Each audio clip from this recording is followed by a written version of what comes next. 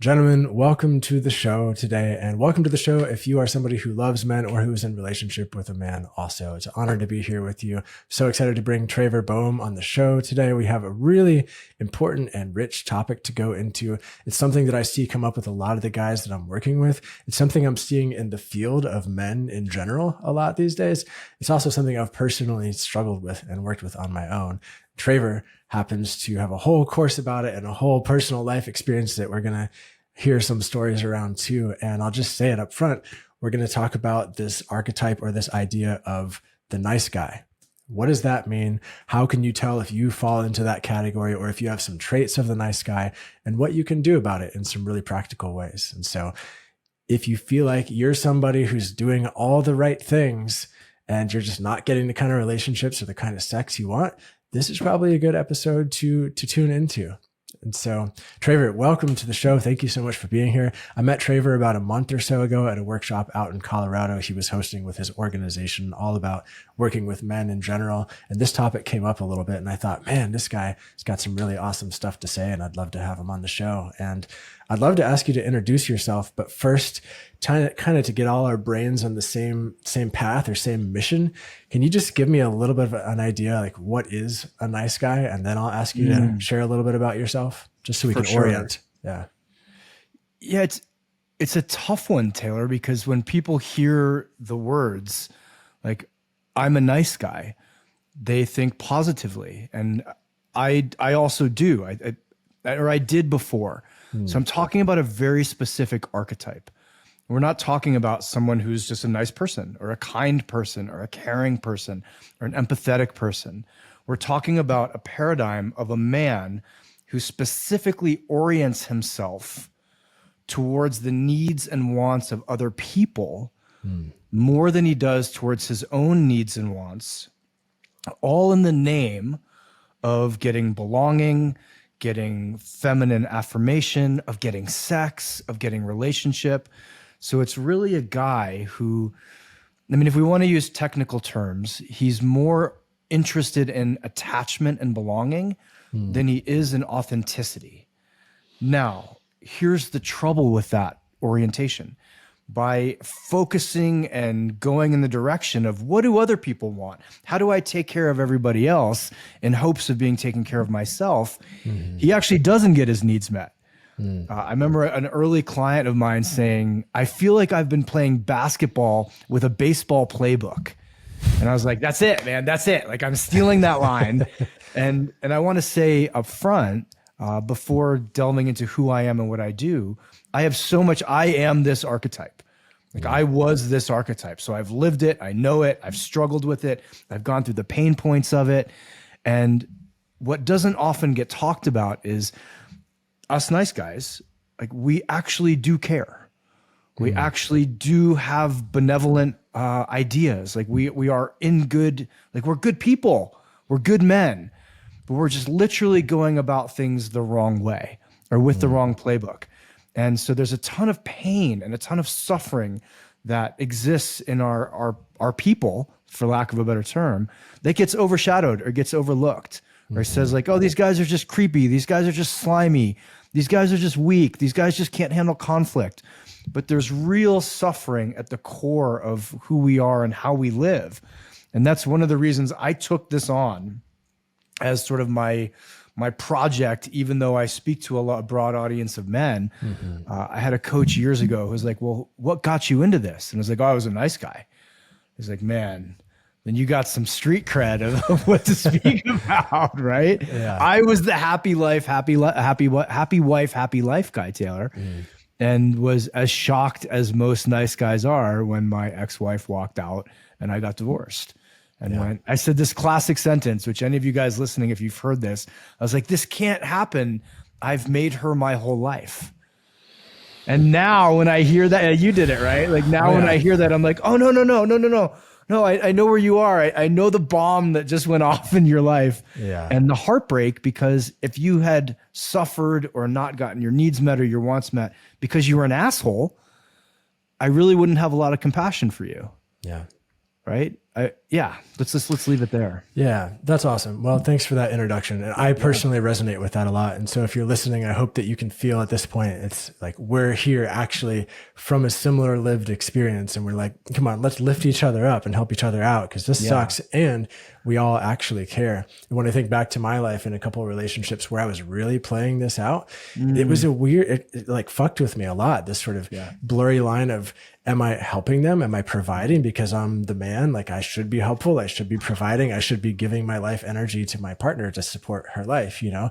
And in the process, because I didn't have all the nuances and things figured out and I wasn't really aware of this, I was actually sacrificing my own life energy, my drive, my desire, the things that were important to me for their life in a way that was felt good in some ways for them, felt good for me in some ways, but ultimately was like slowly putting little bits of poison into the relationships, you know? Yeah.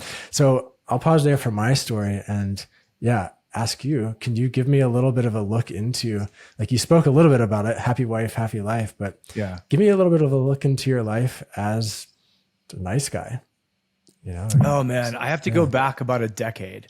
Right. When my divorce happened, it was the Great Awakening. And it's common for a lot of men to hit some midlife point and lose everything and then go, wait a minute. Let me take an honest look about what I built, why I built it, what my motivations were. Were they true? Were they just trauma responses? Were they expectations from my parents, from society, from the town that I grew up in? I really did, Taylor, have that like the like ripping apart of my life, and then rebuilt it. But if I go back to that point, if I go back, a year or two before, actually, I can go back to the beginning. I was raised in a house with a very aggressive, angry, violent feminist mother and two older sisters who were indoctrinated into the same idea by her. So I was the only boy in the house. I was the youngest. My dad was a very hard worker, but he wasn't around a lot. He worked a ton. And I could also feel him defer to my mom because he didn't want to upset her. Yeah. Which fits with the happy wife, happy life, right? Like I lived it. I saw it. When mom is upset, when the feminine is upset, all hell breaks loose. So I was oriented as a very young person to go, man, if I make sure they're all okay, I don't get yelled at, I don't get hit, I don't get punished, I don't get put down, I don't have love withdrawn from me. Yeah. So cool. Even as just like a little boy, my MO was like, make sure that the feminine is happy and everything will be well in the house. And I didn't get a strong orientation from the masculine of like, hey, this is what we do. This is what we tolerate. This is what we don't tolerate.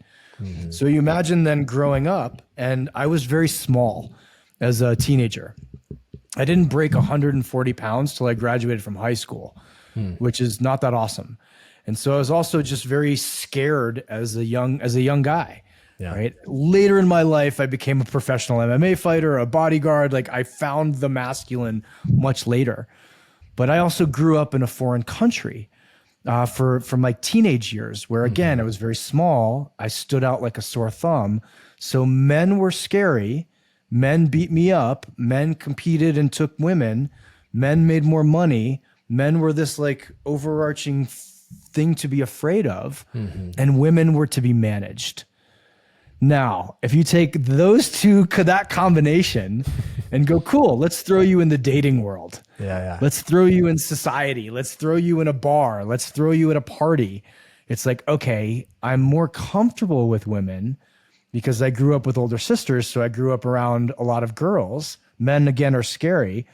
But those girls and women thought of me as like cute and one of the girls and like invited me into the back part of the feminine world, but never wanted to date me, never wanted to fuck me, never took me seriously as a man. And so you take all of that, right? And you combine it into one package and then say, cool, now go have relationships. And there's another point I think that needs to be said about all of this, that created an intrinsic pain that I don't think at the time, Taylor, I would have been able to say. But that pain of like, wait, no one's taught me how to be a man. I don't feel like a man. I don't feel desired by any women. I'm just one of the girls. That hurts. Now, what do I need to do to make sure that hurt doesn't get too big? I'll drink. I'll smoke dope. Yep. I'll look at a lot of porn because that's how I'll get to access like the risk-free feminine that views me as sexual, even though I'm looking at a computer screen. Yeah. So like most nice guys, I also had this combination of addictions, and I will say like fully addicted to lying. Because God, if I upset you, if you come home from work as my partner and they're like, hey, were you looking at porn? Like, no, of course. No, not me. Hey, have you been drinking? No, not me. Like, hey, do we need to talk about bills? Okay, whatever you want. Like, hey, I'm upset. Okay, let's just figure out why you're upset. I apologize for whatever I did. Just like, don't get mad at me. Like, that is a hell of a way to live, a hell of a hard way to live. Yeah. I hope guys listening to this can identify different pieces of it, right? Not being able to tell. I remember my ex-wife, God bless her, asking me like, well, what do you like sexually? And I'm in the kink world. I'm in BDSM. I'm a dominant. Like I have some weird, funky shit that I'm into. And at the time, I remember looking her right in the eye and saying, oh, whatever you're into. Like, just don't reject me. Yeah. Right. So I'll do whatever you want. Yeah. Whatever you want. So I feel like I don't want to go too far on a tangent before we tease some of these pieces out. But I didn't like my life, Taylor. I was doing things that I enjoyed, but there was this deep core alignment that wasn't there. This deep insecurity that just fed all of these other problems. Yeah. And this fear of women, this fear of men, this fear of conflict, and this terrifying fear of authenticity. Yeah. That if you ever found out like who I really was at my core, you'd leave or you'd reject me or you'd abandon me. And so then there's even more pain because I'm not living from that authenticity. I'll stop here. Yeah. Well, I think you said something earlier that it's the perfect segue into, or at least to speak to right now, the authenticity versus attachment piece, as the quote unquote nice guy doing things for the sake of attachment that might not actually be so authentic. Yeah. And like, that's an interesting one to sit with, and to sit with like, oh, why am I working out? Why am I wearing these clothes? Why am I going to this event? Why am I saying these things? What's actually the driving force underneath it? Is it because I want to? Or is it because I'm trying to get some sort of attachment needs met somehow? The whole attachment thing has been blowing my mind recently anyway. It's another tangent to deep dive on too, but like, that's like, wow, big stuff there. Can I speak to that really quickly? Yeah, do it. I think an attachment, for a lot of people, they just think of therapy or trauma work or something it's a bit abstract. Yeah. So guys, if you're hearing this word and be like, well, I don't really understand what attachment means, think about just belonging. Like if you showed up to your friend group and you had your favorite baseball cap on, and it was the thing you've loved for your whole life, it fully expressed you, like your personality was in it, and they were like, ew, that's a dumb hat. And you like took it off and hid it and were like, oh, no, don't worry about it.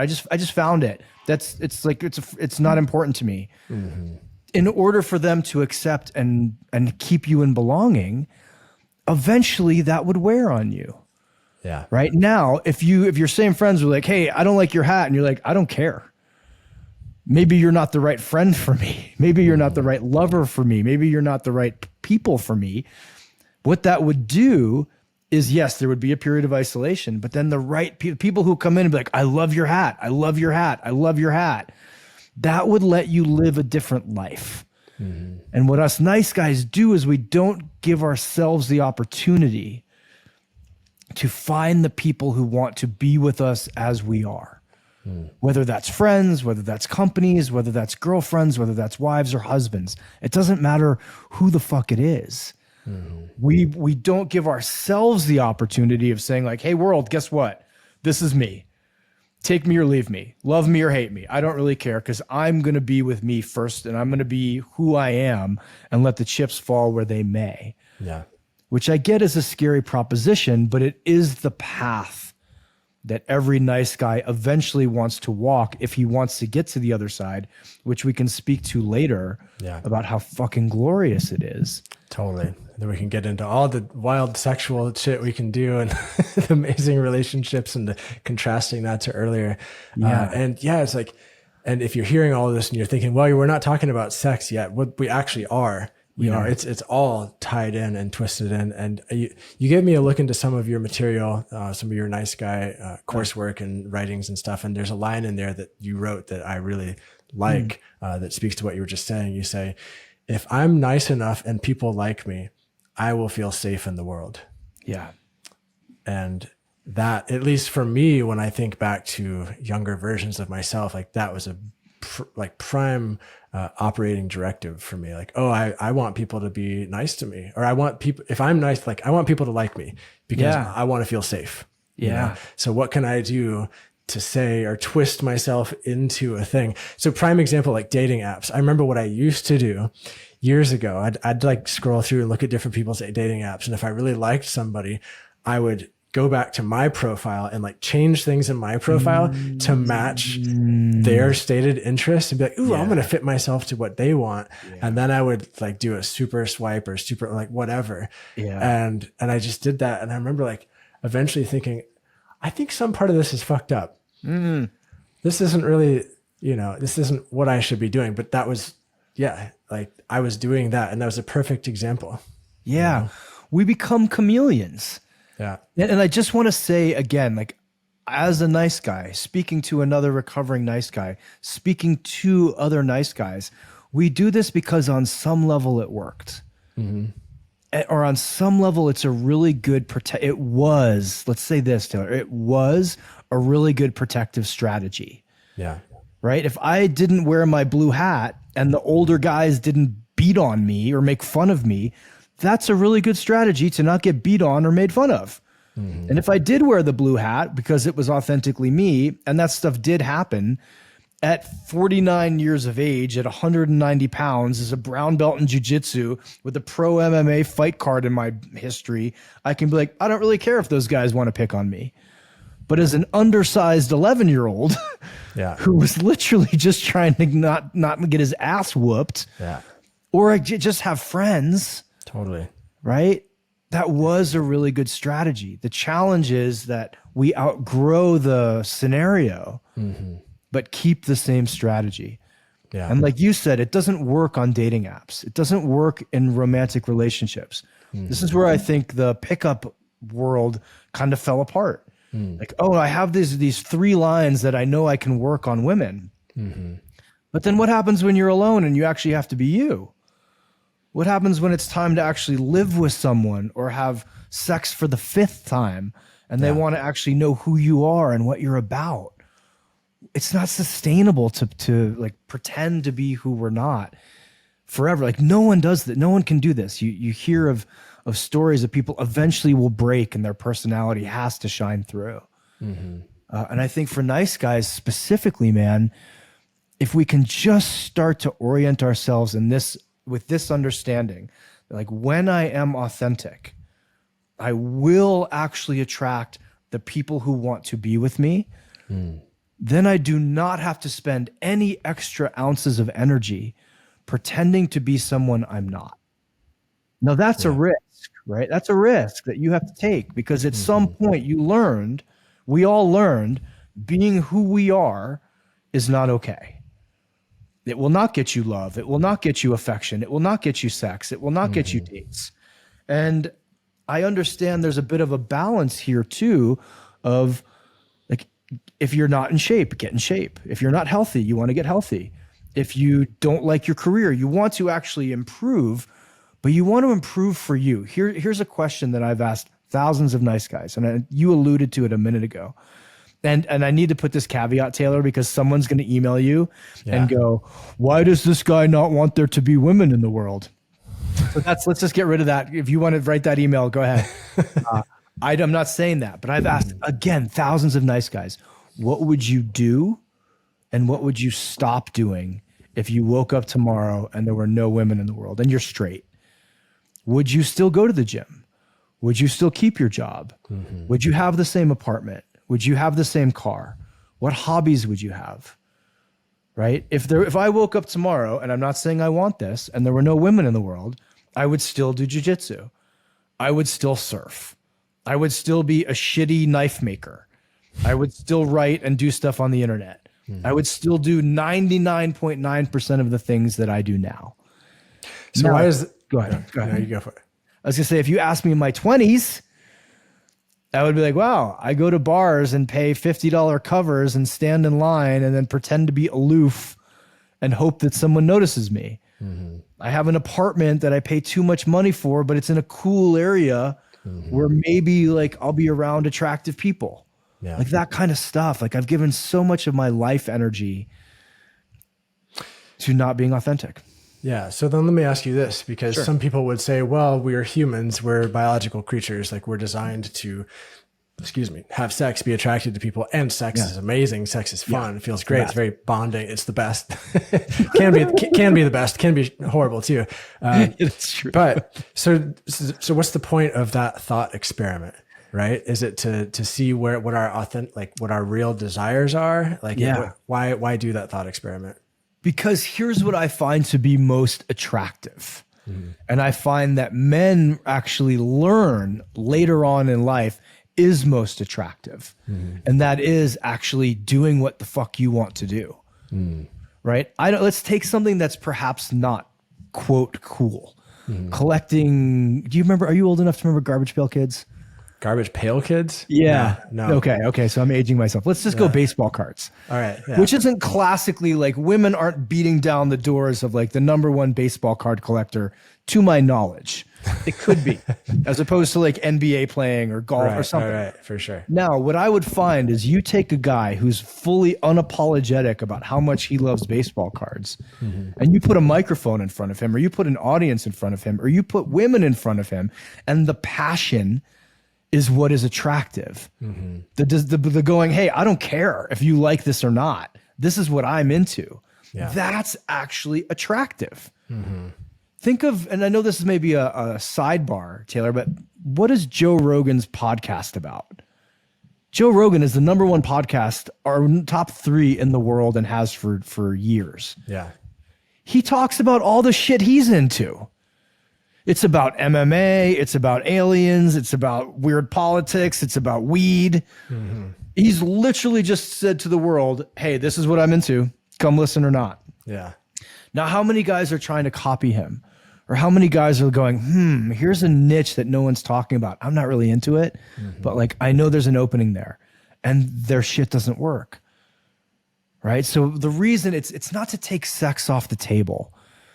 Sex and attraction are this weird thing that I think when you go for them directly, you're less successful than when you go towards authenticity and keep an eye on sex, if that makes sense. So if the baseball card kid is just looking at baseball cards and that's it, and he's not talking to women, then I don't think he's going to be as successful if he's out dating and be like, hey, I got this really weird hobby, but I'm super fucking into it, and it's rad, and I'm rad, and I don't care what anybody else thinks. Like that in itself is attractive. Yeah. So I want to go to a story that I heard you say, but preface it a little bit with my own experience. So I'm somebody, like, I'm 6'1", like I know that I fit the model of what is attractive, right? I'm fit, I'm tall, I've got dark hair, I'm tan, like I fit that mode, right? Yeah. Do you know how many dates that got me? Like, I don't know if any, there were years of my life where like I was working out. I was like, oh yeah, I look good. Like and I was just so confused because people who I would judge as like overweight or like assholes or less attractive would be having all this wild, amazing sex. And here I was like, what am I doing wrong? Like, why don't I fit what the fuck, And I remember you telling a story about going to some party somewhere where there are all of these like high end producer types or people in the film world or something like that. And, I don't know if you feel like telling that story and what happened, because what happened there, I think, is a really useful lesson, kind of tying into what you were just talking about. Finish it for me. Okay. So yeah, you shared a story about how you were at this party, this gathering. I don't know if it was New York or somewhere, LA, somewhere where there are all these people high up in the film world. There are these models, actors, et cetera, producers. And then you go in and you're not trying to like fit any particular image or anything. And there's this woman there who finds you really attractive because of that. And then you said you went out on the balcony and like hooked up with her. Oh, that's right. And then like later asked her about this. Like, Yeah. hey, why did you come to me where there's all these people in like suits and who are like quote unquote important, whatever, you know? Yeah. I was in Malibu, California for this. Okay. Yeah. And literally didn't give a shit. Right. And I think afterwards she said that to me. She's like, we actually had sex with her on the balcony at this party. And afterwards she turns around and says, this is what is available to powerful men. And I was like, well, I'm broke. This is like right in the middle of my divorce, Taylor. I am not in, like, I have no objective measures of power. Except maybe like traps and cauliflower ear. And that's just like physical power, but that's not what was attractive to her. What was attractive to her was like, I wasn't playing a game there. I was at a point in my life where I'd kind of gotten beaten down. This is an odd juxtaposition. So I just went to hang out. I just went to be friendly with people. I literally wasn't playing the LA power game of when the door opens, everybody looks to the door to see who possibly just walked in so they can go glom onto them and try to get something from them. I wanted nothing from anybody at that party. Hear that? I wanted nothing. And not just, hey, guess what, guys? My name's Traver. I don't want anything from you. But energetically, there was no pull. When the door opened, I didn't give a shit. I just kept talking to whoever I was talking to. And it was such a mind fuck because I lived in LA for a decade. I watched that game get played. I'd followed the guys who say, like, in order to have a hot woman, you need a Porsche, you need an apartment on the beach, you need to be 6'5", you need to have all these muscles, you need to have a 7-figure income, like your classic, like what we see on the internet now. But literally the fact that I didn't want anything from her, which again is like the mind fuck, isn't it? Right? Like I remember someone asking me or reading this in a book rather, saying when you don't have money, no one gives you shit for free. But like how many dinners has Leonardo DiCaprio paid for in restaurants? Or is the restaurant manager like, we'd love to comp you this. Like he could buy the whole damn restaurant. Like when you actually feel abundant internally, and you go, oh, especially when it comes to women. I know a lot of guys, like we may get shamed in this conversation for being like, you're orienting guys towards sex. It's not just about sex. Well, if you're not having sex, a lot of things become about having sex. And so I want guys to have great sex. When you realize, here's the juxtaposition. When you realize you can have sex, more sex will come to you. When you realize that you don't need to run around chasing all of the women at a party, but actually just engage them in a conversation about anything other than sex, you will have sex more often. That same woman who I had sex with on the balcony overlooking the Pacific Ocean, for 90% of the conversation I had with her, I wasn't thinking about sex at all. I didn't even think that was an outcome. I just wanted to chat with her. It's like, hey, tell me who you are. Tell me what you're about. There wasn't like, okay, let me drop this line. Let me neg her. Let me tell her, like, let me just be like, oh, by the way, I was hanging out with so-and-so last weekend. I was washing the tires of my G-Wagon.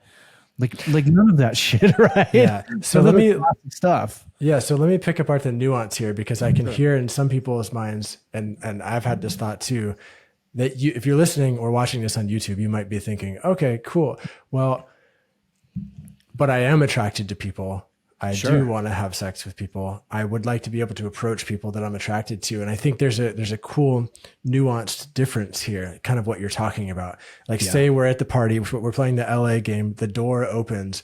There's almost this like maybe an unconscious or involuntary pull to that thing to get some unmet need met by this person. Right. Yeah. Like, it's like, ooh, maybe I see somebody that's attractive at the grocery store and there's this involuntary, like gravitational, like, oh, I need to get this thing met. It starts pulling me that direction. And I'm operating from this sort of reactionary place. Right. Versus I think, you didn't specifically say this, but in my mind, I'm thinking, okay, well, it would be possible to take a breath and think, cool, I don't need anything from that person, but I find them very attractive. I would like to go over and start a conversation with them. Yeah. That feels like a fundamental difference, like teasing apart what's the actual draw. Is it unconscious? Like, ooh, I'm trying to get something met, or is it intentional? 100%. this was my, and I know using the word frame is kind of from the pickup world, but I believe in this idea. I lived in New York for about a year and dated in New York and had an immense amount of sex when I lived there and even after. And here was my dating frame, Taylor. And yes, I was going out with attractive women. I wanted to have sex. What I was interested in the moment sitting across from them was what is the story that this woman has in her background or about her life that she hasn't told anybody else. I know there's something in there. And this is kind of what I do interviewing, right? Mm-hmm. My favorite interview sentence is, oh, no one's ever asked me that before. Like, I know when someone says that, it's going to be a good interview. Now, I wasn't interviewing women on dates, but my curiosity was like, what is the story here? What is the story? Mm-hmm. And same at that party. Like, who are these people at their core? Yeah. Not what can they give me? I get it. I need things, especially I told you at that stage of my life. It would have been amazing to go like, hey, my name's Traver. Can you help me out business-wise? I'm in between careers. Mm-hmm. Hey, my name's Traver. I'm getting divorced. Do you want to have sex with me? That was real. Yet I could say to myself, that's not the right approach. Yeah. That's not the right focus. It's even not the right intention, because women, especially women or guys in LA, will sniff out that covert intention. Like we've all seen it. And it's not to pretend that you don't. Like, I wouldn't walk up to a woman and say, hey, I just want to be your best friend. And in the background of my head, be like, and I want to fuck you. Mm-hmm. But what I can do is say, hey, I'm going to take this desire to sleep with you. I'm going to back it up a little bit and go, first, I want to get to that story. What's the thing about you? Then I'm actually going to make a conscious decision. Mm-hmm. Do I want to sleep with? Do I want to? Not can I? Do I want to? Yeah. Now that pulls back into the idea of choice. And you use the word like, I'm reactive. When I'm reactive, I don't have choice. Yeah. And so for nice guys, we actually can't orient ourselves in a way that says, I don't even know if I'm going to sleep with this one, even if she wants to. We're so reactive, and the need is so overwhelming. And I get it. It's biological. It's a big deal. You haven't had sex in a year. It's really hard to walk into a party and go, cool, I want to learn your story. Mm-hmm. But that's the level of self-mastery and the level of self-sourcing. Yeah. Not about sex, right? It's hard to self-source sex. But what's not hard to self-source is having an amazing life. Yeah. Having a rich life, having interests, having hobbies, looking in the mirror and being like, I fucking like that guy. Yeah, that's true. Rather than, I don't like that guy. I don't know what else to do with myself right now. Let me go try to have sex to assuage the discomfort I have in other areas of my life, yeah, which women will smell from a mile away. For sure. Yeah. And if you do end up having sex with somebody to assuage the discomfort, like you will temporarily assuage the discomfort and then it'll come right back in. I think it'll come back in just a little bit bigger too. Yeah. Yeah. So right? I think this, so we've talked about sex, we've talked about relationships and kind of dating a little bit. And like one of the underlying themes again is, oh, what are your needs more important than mine? Me being reactive. Oh, baby, do you want a blowjob? I don't know. Do you want to give me a blowjob? You know, yeah. Or at the party, like, ooh, like, what do you like? Like, tell me about, these sorts of things. And so just a quick personal note, and then I'd like to get into some tactical, like, okay, this is great, but what the fuck do we do about it? Yeah. Yeah. I recently, last week actually, went on a date with a woman, and the week before we had met at this event, and I remember thinking, wow, you're beautiful. And multiple other people thought this too, because I talked with them about it. And it's like, well, just like, I really like understanding these sorts of dynamics. But at some point I went up to them in the night and asked them to dance, and had a little dance with them, and it was great. And then later on we talked, and I asked her, like, so why did you want to go out on a date with me? And she said, wasn't sure at first, but then when you came up to me and asked me to connect in the moment, I could tell that like you were going to be 100% fine either way. Like you didn't need anything from me. Right. At all. And I was just like, oh, you're right. And in that moment, I didn't. I was just like, oh, you're beautiful. You look fun. Like, I'd like to interact with you, but whatever. I'll go over here if it doesn't work. Yeah. And it was, and it wasn't this sort of like nonchalant, I don't care about you. Like there was a care, but it was also like, I'll be fine. And it was just really cool to like get that reflection right before doing this interview too. Right on. I hope people hear that. I want to go tactical. Yeah. But I also want to just call out the elephant in the room, which is it's really hard to not want and need sex if you haven't had sex in a while. Yeah. And I don't want people listening to this to go, well, that's like rich people saying like, you just don't need money.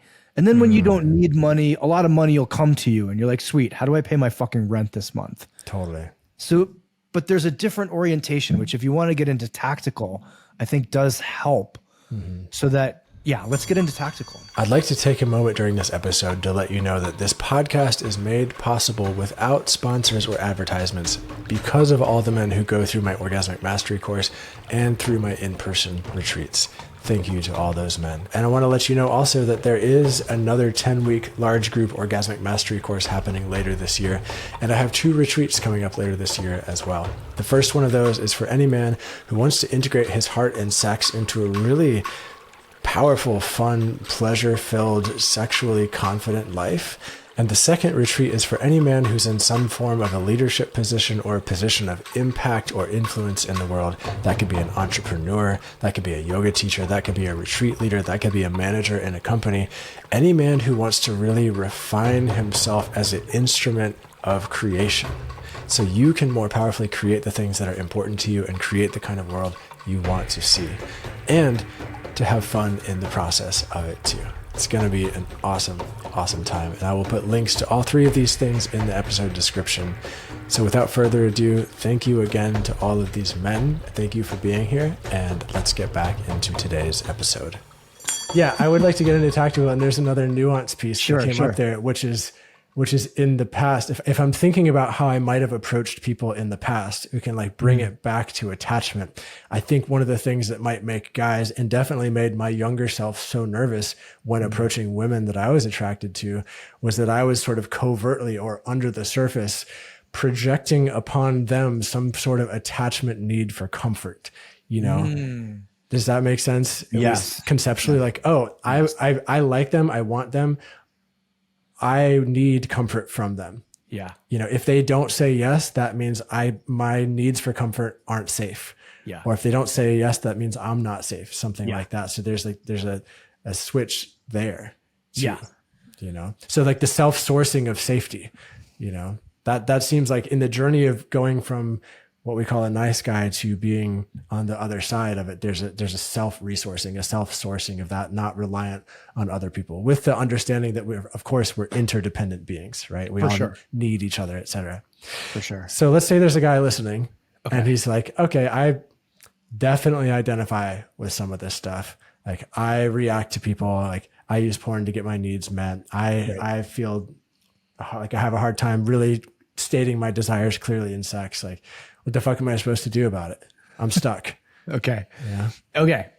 Here's the challenge, brother. You listening is that we're going to ask you to go left a couple steps in order to get to the right. And so we can say, cool, go approach 50 women, right? That's sort of the standard pickup or dating line. Go approach more women. It's a numbers game. 1 out of 50 will want to have sex with you. Or what we can say is, okay, make your life amazing in every other facet. Because having an amazing life doesn't mean that sex is less important or that you will desire sex all the less. But some of the reason you want sex, some of the reason you want to be around women, some of the reason you want to be in relationship is because just what Taylor said a second ago, you don't feel like the world is okay. If we'll use the mentor we both have, his developmental model, like my life is not okay and I'm not okay without women and sex. That's like the nice guy setup. So I can go, cool, I need to have sex all the time, every day, in order for my life to feel okay and for me to feel okay, or I can do the work to make my life amazing and feel good about myself, and then have sex be the bonus on top of that. That setup will bring more sex into your life than anything else. And it is a bit of the conundrum that I just spoke about a minute ago of saying, when you actually start making money, people give you shit for free. So you have to get through the threshold, though, of the old way of thinking is, I just want the free shit. Now it's going, cool. Let's take a breath, guys, and go, what do you want out of your life? What do you need from life and from yourself? And what do you long for? Now, when I bring this up, I do a Kill the Nice Guy workshop every year, and I can feel the guys like bristle a little bit. And when I bring this up, and like, I don't fucking care. I want women. I want sex. I want money. I want cars. I'm like, is that what you really want, though? You're allowed to want it up here on one level. I do too, right? I used to own a G-Wagon. I loved it. It was too fucking expensive. I want all, like a private jet. I want all that shit. Yeah. And will I be okay at the end of my life if I don't get it? Probably. Now, what do I need, Taylor? What do I need? I need brotherhood. I need connection. I need fitness. I need a way to express myself through my writing or speaking. I need friendship, right? I need health. I need awe. I need like curiosity. I need the ocean. I need to surf. Me as a human. I need jujitsu. Like, these are things that I need. Notice how none of them had anything to do with women or sex. Now, when I don't have those needs being met, if I'm away from the ocean, I'm not writing, I haven't gone to jujitsu, what do you think I crave more than anything? The distraction of women and sex. It's not and it's not like it's extractive. Like, it's not clean.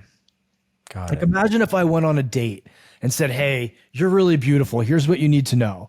I'm usually okay in the world, but I haven't gone to jujitsu. I haven't gone to the gym. I'm not writing a lot, and I don't feel good about myself. So I really just want to fuck you to make myself feel better. What do you say? Oh, don't do that, guys. Don't do that. Yeah, so, but that's what people do without actually saying it. Yeah, for sure. That's what people do, right? I remember this. I hope this story fits. I was at a workshop years ago with a guy named Robert Masters, and he leads very intense men's work, for like shadow work. And he had a guy out in the middle of the circle. There were maybe 10 of us at this workshop, 8 of us. And he goes, okay, this guy was saying like he feels bad because he can't keep relationships in his life. And Robert had him actually write and pretend to read to us the 2 a.m. text that he would send out to all these other women. Right? He'd kind of like, he'd just like copy and paste this. But this wasn't so Robert had him say the truth to us, which is essentially like, hi, Susan, it's 2:00 in the morning. I'm lonely. I'm a little bit drunk. I'm a little bit depressed. I have insecurities. I have self-esteem issues, and I want to masturbate with your body so that I can go numb for 5 minutes and then feel better about myself. And we all went, oh shit, I've sent that text. I've just written it as like, hey, are you up? You know? Yeah. So guilty also here. Right, guilty, right? Now here's the other thing, Taylor. This is the big one. I said wants, needs, and longing. This is one that just gets like most guys like, I don't care about this, but this is like the juice here. What at the end of your days do you want to have? Like the deep, the thing that will make your soul ache if you don't have. Is it money? Is it a BMW? Is it family? Is it faith? Is it children? Is it health? Is it a better relationship with your parents? Is it mending the thing with your brother? I also find, again, we're going to ask you to go left to get right, that the pain from not having that, or the pain from wanting that and not working towards it, also drives men, specifically nice guys, to want to soothe ourselves with sex. Now, what I'm not telling you guys is that, cool, my longing is to be a well-known artist. I'm now a well-known artist. My needs are to have the jiu-jitsu and the writing. I get that taken care of. The wants are to have the G-Wagon. I have that. I'm not telling you that now all of a sudden you have no sex drive. Like now you're like, I don't take it or leave it. It's not important. I see boobs and they're as innocuous as like a soda can, nothing. Mm-hmm. But what it does is orient you towards sex and relationship in a much cleaner way. Yeah. And by clean, I mean, I want this. I don't need this. Mm-hmm. And I don't know if you've ever been in a relationship. I remember during my divorce, brother, I dated this woman and I could feel at like the 3-week mark, she's not okay if she's not around me. And it felt so disgusting. I was like, go fix your life. Go to therapy. Like, stop this. It's gross. I could feel like the pulling on me. Yeah. Like anytime I was like, hey, I'm going to go to lunch with a friend. And she's like, well, can I come? I was like, no, go to the beach. Like, go do something. Yeah. And then I thought, holy shit, this was me for the last 40 years in every relationship. Yeah. This clinging and pulling and neediness. And I'm not okay if you're not around me all the time. And it was such a good physical reminder or physical whatever lesson of like, I don't want to be like this in relationship. Totally. That's why it's killing your nice guy. Yeah. So I've talked with a lot of guys about like, what is dating like nowadays? Like what is dating like in the world today and sex and all this stuff. And there's a lot of guys who have a lot of fear of being the too dominant man or the man with the desires because the male sexual desire is bad or something. And I think it like ties very well into this. And I think what I'd like to say, and I'm sure you'll have a similar statement, is that like, if you're interested in women, like, women actually want that, you know, like they want to feel your desire. They want to feel your drive. They want to feel you, for sure. You know, generally broad general statement, right? Like this is the feedback I've heard from a lot of women. They're like, I actually want to know what the guy wants. Yeah. Like I actually want to feel like he can take me, but to do so with integrity and presence and communication and mindfulness. And I think the key piece that you're talking about there is this clear pathway of desire versus like, what are all the extraneous covert needs that I'm trying to get met, but I'm not speaking to. Like that right there, like feels like one of the most important pieces of this whole thing. Like what's actually driving the action, you know, and how can you create the conditions in your life where you get to source those from elsewhere, or at least work on those patterns to where then you can be clear in your relationship and in your sexual experiences. Yeah. You know, I remember asking a group of guys, Taylor, and I don't know, I sometimes just like ask inappropriate shit, but it landed. I was like, imagine if you found out that you have a new buddy come into your life, someone you meet at pickleball or jiu-jitsu or wherever, and you guys have like really cool experiences. You go to lunch, you hang out, you find out you have some business interests together, you like play games. Like one time you need to move and he comes over and helps, and you guys watch football together. And then at like the 1.5 year mark, he's like, hey, when are we going to fuck? And you're like, wait, what are you talking about? Like, I thought we were just bros. And guys like, well, it's different because he's a dude. And I'm like, but if his intention is to hang out with you and be with you for this weird covert thing, even if it's natural to gay guys, but even if it doesn't, if it's just not what you want, and you realize, oh, that's why he's been living this way and hanging out with me, how would you feel? And be honest with me. And they're like, I would feel betrayed. I would feel gross, not just because it's a dude, but just like you took advantage of me. There was an impure intention here. And again, I'm not trying to shame nice guys, but like you said, if we take care of ourselves and then we go, my want for you, lady in front of me, is pure. I do want to have sex with you. I do want to have a relationship with you. Not to make myself feel better, not to like fill in my mommy wounds, not to make myself feel powerful in the world, just clean, like choice. I want to be with you. One, that's a massive separator between you and most guys in the world. So it's going to be very attractive. Two, it is sustainable.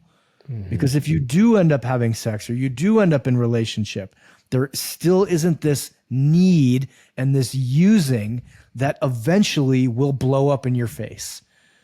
And a lot of nice guys can get in relationship and they can have sex, but it's not sustainable. Yeah. Right. The women eventually leave or say like, I don't know, I don't want to be with you. Yeah. They just leave. Yeah. And then the guys go through a whole shame cycle, and it's a big challenge. Yeah. Big challenge, big feeling of loss and perhaps loss of identity too, if indeed the relationship was based on needing them for your okayness. Right. You know? Right. And I think just to circle back around to something you said in the beginning, you know, it's not like your younger self or my younger self or men in general are doing this stuff maliciously, right? There's actually a deep care underneath it all that's driving the behavior. It's just a misguided attempt to make that care happen because it used to be helpful in a different context earlier in life. And the same can be true for me. I'm not going to share that whole story, but like that's definitely was the case as well. So, and I think that care is beautiful. Like men who care, like the world really fucking needs men who care, you know? So just again, learning how to do that with clarity. Yeah. And there's a piece that I'm looking at the time and I'm like, cool, I want to make sure we touch on this piece before we close, because I think it really wraps up. And you talk about it in one of your programs about the nice guy. You're talking about men and the importance of men connecting with other men and getting needs met from other men and what that can actually do to help a man transition from the so-called nice guy into, what is the opposite of a nice guy? Is there a term for that? Like a self-determined man? I mean, I've got a branded term for it if you want it. Oh yeah. The uncivilized man. Uncivilized man. Yeah. But I would just, if I don't use a branded term, it's an actualized man. It's an integrated man. It's a whole man. It's a kind man. It's a powerful man. Right. I don't have one singular term. I've taken all of those and put it in uncivilized. Yeah. But it's a healed man. It's a whole man. Sexual man. It's a sexual man. It's a powerful man. It's an attractive man, right? It's a genuine man. Like we can use, and it's, you know what, guys, it's a fallible man. It's a guy who makes mistakes. It's a human, but it's actually a man with choice. I can't emphasize enough how nice guys, when I was a nice guy, I wasn't operating out of choice. I was operating out of need. Right. And I'll use this quick example because it may sum it up if you want to then move to a different area because a lot of business guys would get this. I would say, think of it this way. You're on your last sales call of the month. This is your date.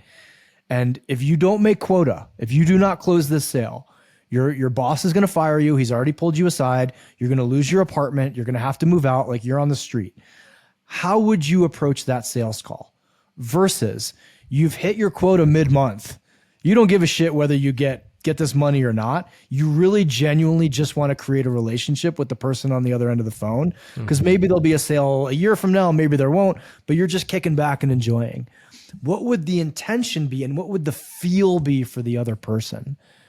Right? When I was a nice guy, everything, Taylor, was a need. I need this. I won't be okay without her. I won't be okay if she says no. Fuck, I'm crushed. I have to go home. I'll never go out again. This will crush me.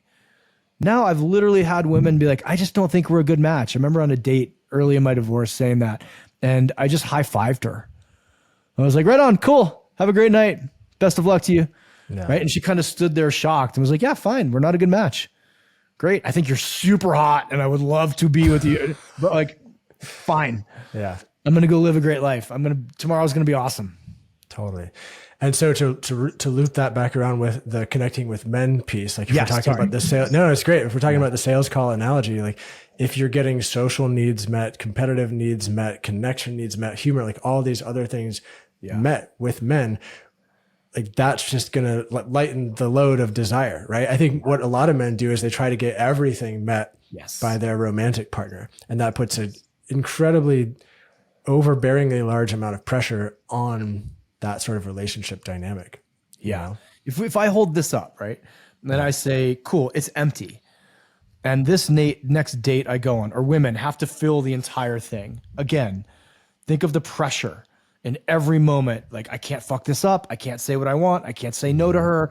I can't argue with her. I can't have any conflict. I can't bring my needs forward because what if she leaves? I need this filled. But if I go, hey, I have really good buddies. It's filled to here. I'm in a men's group. It's filled to here. I don't have a toxic or a challenged relationship with men. So I don't view them as scary or the competition or all the things. That brings me here. That means my woman needs to fill that much. That's it. That is a much different orientation in the world and a much different orientation towards dating and towards sex than, oh my God, I have one source for my okayness. Yeah. One source. Think about that, guys. That's a lot of pressure that you're instantly showing up with rather than like, cool, yeah, I got buddy. I'm going to go out. I'm busy this weekend. Right? I don't know if you read the chapter, Taylor. I had a chapter in Man Uncivilized called the 72-hour callback rule. You ever read that one? This was from, like, I was on a pickup forum. This was years and years and years ago. I was super curious about this just as a study. And a guy wrote in and it was like, hey, actually it was an MMA forum, but it was a pickup guy on an MMA forum. And this guy wrote the classic question. Hey, a girl gave me her number. Like we've messaged once or like, should I wait 72 hours before messaging her back so she thinks I'm super busy? Whatever the fucking games people were playing in the 90s around texting. Yeah. And this coach, I loved it. He wrote back like, are you busy for the next 72 hours? Like, is your life so full? Do you have adventures planned, gym stuff planned, business stuff planned, friends stuff that hanging out with guys? Like, is it full? Yeah. If it's not, text her right now and say, I was going to wait 72 hours so that you think I have a full life, but I don't. So I'm messaging you now. I was like, it was harsh, right? Like it's fucking harsh. But what he was trying to do was like slap this guy awake and say, go live an epic life. Totally. Which brings me to a question that feels really important. Sure. If you're a guy, how can you tell if you're surrounding yourself with the right other guys? Right? Because, and here's why I ask that, because, well, at least for me, I'll say like, I do yoga. I like yoga. I like dancing. I like many of the things in what some people would call the conscious world. I also like driving fast cars. I also like guns. You know, I like a lot of different things, but like in this one particular world over here, we'll call it the conscious or whatever. I hate that term for it, but I think you know what I'm talking about, right? I think what I have experienced and what I have seen is that sometimes a lot of guys can get together and be of a similar mindset. And there's almost like a group enabling of the continuation of some of these patterns. Yeah. And so like, if there's a guy who says, yeah, I've got some good guy friends, but I'm not feeling like they're actually pushing me, or I'm not feeling like we're like, how can that man tell or work towards the kind of guy, like getting in connection with the kind of guys who will be helpful? Does that make sense? Sure. I think I got a little jumbly there, but yeah. No, it makes sense. I want all men to be around men who, one, accept them fully. So like, could you go to the dance and yoga group and be like, by the way, on Saturday, I'm racing a car and shooting a gun out of the sunroof because that's fucking awesome. And that's what I do on Saturdays. And would they be like, well, Taylor, that's really not conscious. Have you thought about perhaps like cooking a veggie burger that day? Yeah. Like, do they accept you fully? And the same for the racing car gun guys. If you're like, hey man, on Saturday, I'm going to do yoga and then ecstatic dance. And they're not like, fuck yeah, bro, I hope you're having the best Saturday of your life. Then they're not probably the right guys either. And is the entire group of men you are around oriented towards building something in the world for themselves, building something in the world for the universe, for the world, for their families, for their friends? Like, are they actually oriented towards creation? Or are they sitting around talking about how hot the women they fuck, or how much money they make, or just ecstatic dance, or just yoga? Right? Are they powerful men in the world who accept you fully for who you are? That's step one, or part one. Part two, will they hold you to a higher standard? Like, will they hold you to the standard that you say you've set? So to the yoga guys, if you're like, hey man, I also want to make 15 grand next month in my business. And then you come in and you're like, well, I'm not really promoting it. I'm not doing the YouTube videos. I'm not doing the stuff. Are they going to be like, hey brother, you said this was a goal and we want to support you in that. Or they're like, fuck it. Come on, let's go drink and get high this weekend and see if we can't do something else. Right. So it's a tough question. And maybe you actually have some friends that you're like, they're just my yoga friends. They don't give a shit about building anything or guns and cars. Then maybe I have a couple car and gun friends. But is your core group aligned in the same way that you are? Yeah. Which is towards like the deeper longings, the needs, the service, the consciousness, and the mix of consciousness and strength together is, I know that's a unique combo, but that's what I'm looking for. Yeah. And I think, it's worth bringing intentionality there too. Like if we're going to examine all the areas of our life that show up in the sex and dating world, and then also in our deeper emotional landscape too, just asking the question, like, are the people who I am surrounded by, like, are they lifting us up? Like, are they challenging us? Am I doing that for them too? Because at least for me, that feels really important. And if I'm wanting to transition from being in this nice guy category to being the whole man, the sexually alive man, the man who can like fuck his partner however he wants because they want it that bad too, you know, and who can walk in the world with confidence without neediness, then like, it seems like this being surrounded by people who will hold you to that fire is an important part. Yeah. And if you don't have somebody like that in your immediate life, then that's perhaps why we create some of the programs that we create, right? Like 100%. That's why you created the Kill the Nice Guy weekend and you have the course. And that's why I've created a course for men to learn how to control their sexual energy, you know, because like most guys don't sit around somewhere else and geek out on that for 10 weeks straight to figure it out, you know? Right. So like there are resources out there too. 100%. It just takes a little bit of digging and a little bit of willingness. Yeah. Right? To go, hey, I want to put myself around guys who are living the way that I want to live. That I've had to do that. I've had to go through that journey of like, oh, I love the jiu-jitsu guys, but maybe they're not as interested in nutrition or health. I love the CrossFit guys, but they don't give a shit about consciousness or spirituality. I love the spiritual guys, but they're out of shape and they don't really seem healthy. Okay, but these 5 guys kind of have all of that together.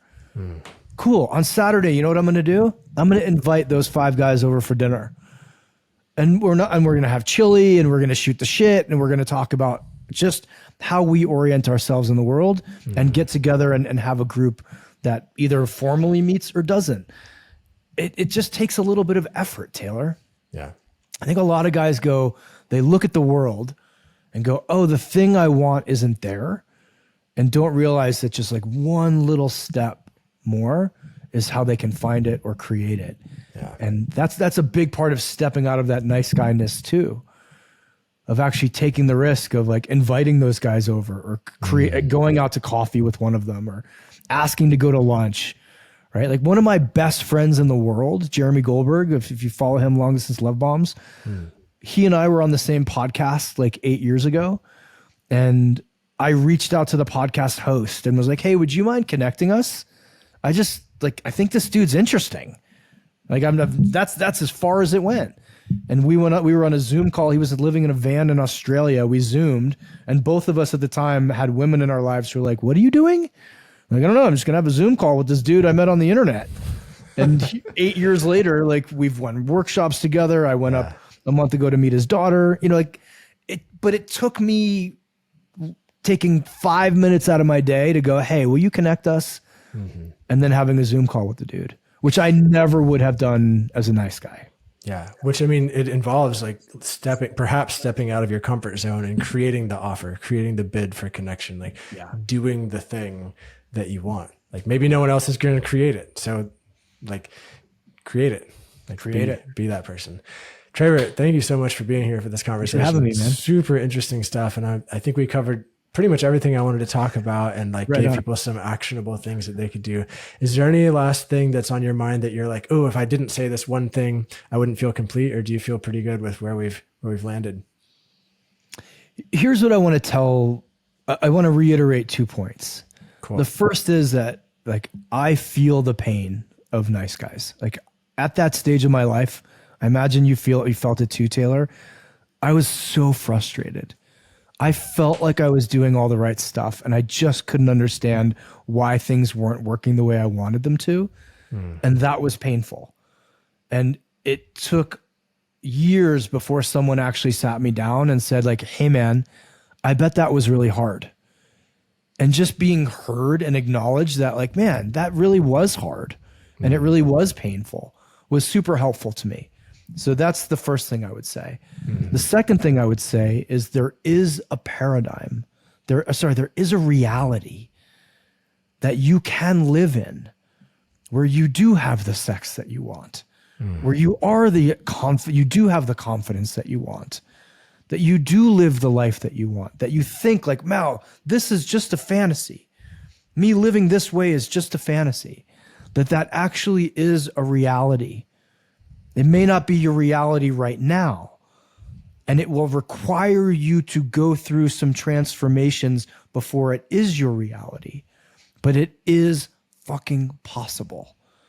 We're not sitting here talking about like, and then we lived on the moon. And then, I woke up in the morning and I had $1 billion check just waiting in my mailbox because I meditated the day before. We're talking about a reality that exists, but a reality that will require you to do some deep work as opposed to a lot of volume of work. That's the last thing I'd want to leave with these guys. Yeah. I love that. Let's all take a breath to that.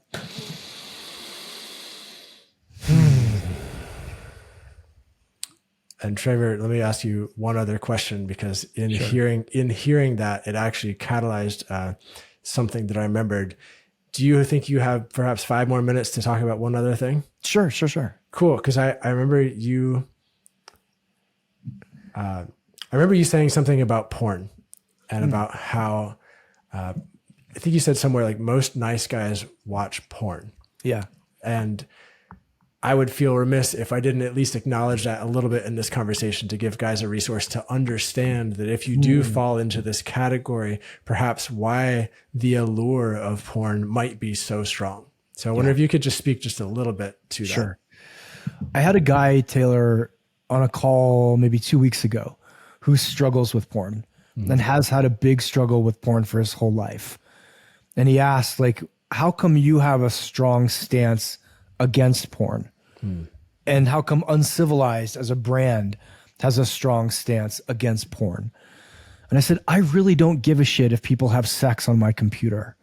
I don't really give a shit like about the industry. I don't care about most of the reasons why a lot of coaches, men's coaches, etc., say don't look at porn. Here's what I do have an issue with. Plugging the fullness of your consciousness into something that's fake. Like I imagine if I look at porn right now, there's a cord that goes from my core, from my center, into the screen, into the video, and connects to something that's not real. And I'm dumping my consciousness. I'm dumping my sexual energy, which I know you can talk about exponentially more potently than I can, of how powerful that energy is. I'm dumping my consciousness, my intentionality, my life energy, my life source into I've connected with something that's fake. Now, how do I then unplug that and go orient myself in the world about like, oh, I just want things that are real. I want real intimacy. I want real connection. I want real joy. I want real satisfaction. I don't think you get to plug into something that's fake for hours and hours a day and gets you so supercharged and hyped up and then not have trouble connecting into what's real. I, for myself, at this stage of my life, and as soon as I got off porn, was like, I just want real. Yeah. I don't care if it's messy. I don't care if it's not what I think it is. I don't care if it's not the fantasy. I just want real. And so I'm not going to engage. And I will say for hours a day, because that was my history when I was a nice guy looking at porn. This wasn't like a 10-minute a day plug into the computer. This was like, oh, I got nothing to do today all day Saturday. Let's fire up 12 hours of connecting that way. Yeah. I want what's fucking real. And I want men to orient themselves completely towards what's real, because real has this depth of nutrition that fake doesn't. Does that make sense? Yeah. Like, I don't want a cup noodle life where I'm like, oh, I'm full, but I'm starving because there's no nutrients. I want fucking density and what's real. And so do I shit on porn? No. Do I say to guys like never, ever, ever look at porn? No. But realize what you're plugging yourself into and what you're plugging your consciousness into. Mm-hmm. Yeah. And then there's all the other stuff that's not good about it, but that's your zone. Yeah. And it might be the case that if you do fall into this category of nice guy, that you might have a higher predisposition to get sucked into the porn world because 100%. It is such an easy way to feel like you're getting a lot of those needs met, like discovery and connection and stimulation and inspiration that is actually just pixels on a screen, and it's difficult to get that from women or whoever you're attracted to. So anyway, I think, I just wanted to speak to that. Thanks for speaking to it. Yeah. It's a bigger conversation. We got other episodes about that. I'm sure you have people on your podcast that go into that too. I've had you on. You've had me on. Yeah. So, also to follow up from a question that you asked me on your podcast. Yes, sure. I did open the conversation with the previous partner about getting together to talk about previous relationship stuff from many, many, many years ago. Hadn't happened yet. We don't have a date set, but like the conversation has started. So I just wanted to complete that circle. For anyone who listens to this episode on your podcast with me, thanks for having me on. And my pleasure. Yeah. Traver, where would you like to send folks from this? If they're feeling like, I love this, hearing what this guy has to say, I'd love to work a little bit more on this stuff. Go to manuncivilized.com, get a hold of my book, Man Uncivilized. If you are a nice guy, I have a program called Kill the Nice Guy. I know it's a harshly named program, but it's from a chapter in the book called Kill the Nice Guy. And you can go to killtheniceguy.com or manuncivilized.com/kill the nice guy. I have a podcast called The Uncivilized Podcast. I have great guests on, such as Taylor. And I have a new book coming out, which is going to be delayed, but it's called 28 Days in Darkness. And it's about a month that I spent alone in a pitch black room. And that's a whole nother conversation, but please keep an eye out for that as well. Fascinating. Awesome. Thank you. We'll put links to all those things in the episode description. Thank you so much. If you have any questions, leave a comment under the YouTube video, please. And I hope you all have a beautiful, beautiful rest of your day. Thanks, go out and do good things. Cheers, brother. Yeah.